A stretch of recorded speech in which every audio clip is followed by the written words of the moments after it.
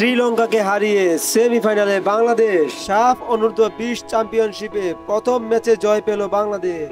নেপালে অনুষ্ঠিত হওয়া সাফ চ্যাম্পিয়নশিপে গ্রুপ পর্বের প্রথম ম্যাচে শ্রীলঙ্কাকে 2-0 গোলে হারিয়ে শুভ সূচনা করল বাংলাদেশ। সাফ অনূর্ধ্ব-20 চ্যাম্পিয়নশিপে আজ বাংলাদেশ বনাম শ্রীলঙ্কাকে মুখোমুখি হয়েছিল। ম্যাচের দলীয় 18 মিনিটে রাব্বি হোসেনের ক্রসে খুব সহজেই গোল করে বসেন মিরাজ। গোল করার পর একেবারে ভিন্ন রকম উদযাপন করেন মিরাজ।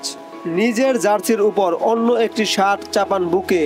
তাতে স্মরণ করেন সাম্প্রতিক বৈষম্য বিরোধী আন্দোলনে নিহত 2 শিক্ষার্থী আবু সাইদ ও মীর মুগ্ধকে। অবশ্য এজন্য তাকে হলুদ কার্ড দেখালেন রেফারি। প্রথম অর্ধেই 1-0 গোলে এগিয়ে মাঠ ছাড়েন বাংলাদেশ। অবশ্য আরো 2টি সহজ গোল মিস না হলে গোলের সংখ্যা আরো বাড়ত। দ্বিতীয় অর্ধে নেমে আবারও শ্রীলঙ্কার উপরে আক্রমণ করে বাংলাদেশ। পুরো ম্যাচেই যেন বল বাংলাদেশের নিয়ন্ত্রণেই ছিল। খেলা শেষ হওয়ার আগ মুহূর্তেই দলের দ্বিতীয় গোলটি করেন পিয়াস। অবশেষে আরো বড় জয়ের আক্ষেপ নিয়ে মাঠ ছাড়ে বাংলাদেশ। আগামী 22 তারিখ বৃহস্পতিবার নেপালের বিপক্ষে মাঠে নামবে বাংলাদেশ। সেই ম্যাচের জয়ী দলই গ্রুপ পর্বের সেরা দল হবে। অবশ্য বাংলাদেশ এর আগে সেমিফাইনালে চলে গেছে। সব ধরনের খেলার আপডেট পেতে অবশ্যই চ্যানেলটি সাবস্ক্রাইব করে পাশে থাকবেন। ধন্যবাদ।